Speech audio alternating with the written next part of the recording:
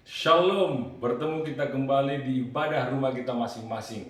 Sebelum kita mendengarkan firman Tuhan, mari kita berdoa terlebih dahulu. Bapa, di dalam nama Tuhan Yesus, sebentar kami mau mendengarkan firman Tuhan, mari Engkau berbicara kepada kami. Terima kasih Tuhan buat kasih dan kebaikan-Mu. Di dalam nama Yesus kami berdoa. Haleluya. Amin. Saudara-saudara yang terkasih, firman Tuhan yang mau saya bagikan pada pagi hari ini terambil dari Filipi pasal 4 ayat 4. Bersukacitalah senantiasa di dalam Tuhan. Sekali lagi kukatakan bersukacitalah. Hari ini saya ingin mau bicara tentang bersukacita. Saudara-saudara, Filipi ini adalah kitab yang ditulis oleh Rasul Paulus. Dan pada saat itu Rasul Paulus ketika menulis kitab ini dia sedang di dalam penjara. Tetapi saudara-saudara, begitulah Rasul Paulus walaupun dia di dalam penjara, dia tetap menyemangati gereja yang ada di Filipi dengan mengatakan bersukacitalah. Yang seharusnya Rasul Pauluslah yang harus dihibur oleh jemaat di Filipi karena dia di dalam penjara. Mungkin jemaat Tuhan di Filipi mengatakan Rasul Paulus tetap semangat walaupun kau ditangkap karena kau mengabarkan Injil, tapi tetap semangat. Tetapi apa yang terjadi saudara, sebaliknya bahkan dalam jeruji besi dalam penjara, Rasul Paulus menyemangati jemaat yang ada di Filipi dengan mengatakan bersukacitalah senantiasa di dalam Tuhan. Saudara-saudara, saya secara pribadi, kami keluarga sedang mengalami mertua saya baru meninggal, tapi saya menghibur dan saya menekankan kepada semua keluarga kita bisa berduka, tetapi tetaplah kita ingat firman Tuhan karena semua ada waktunya. Mari kita bersukacita, mari kita bersukacita karena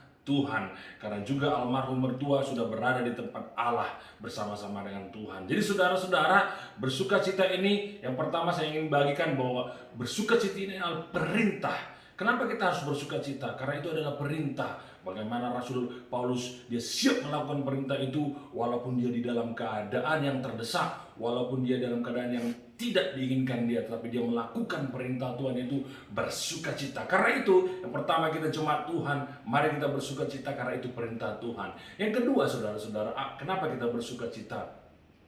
Dalam kitab Amsal 17 ayat 22 dikatakan, hati yang gembira adalah obat yang manjur, tetapi semangat yang patah mengeringkan tulang. Saudara-saudara, hati yang gembira, hati yang bersukacita ini adalah obat yang manjur. Tahukah saudara-saudara bahwa di dalam tubuh kita ini ada 70-80% adalah air.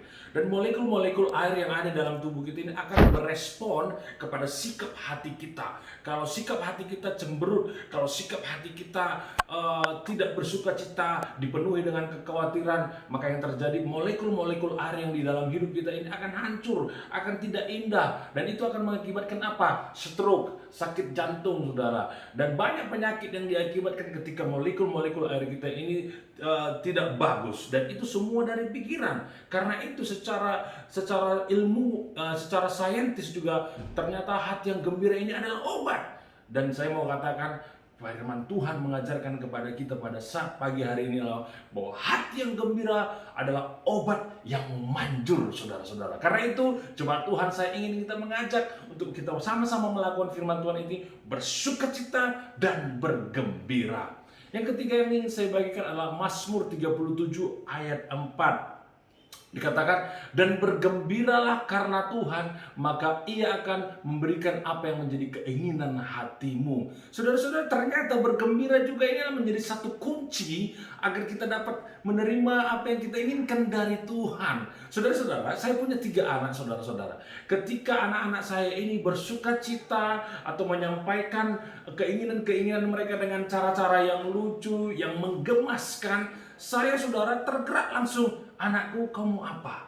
Anakku, kamu maunya apa? Langsung saya mau memberikan saudara. Ternyata betul sekali, kita sangat senang memberikan kepada orang yang bergembira. Dan betul sekali firman Tuhan ini, dan bergembiralah karena Tuhan.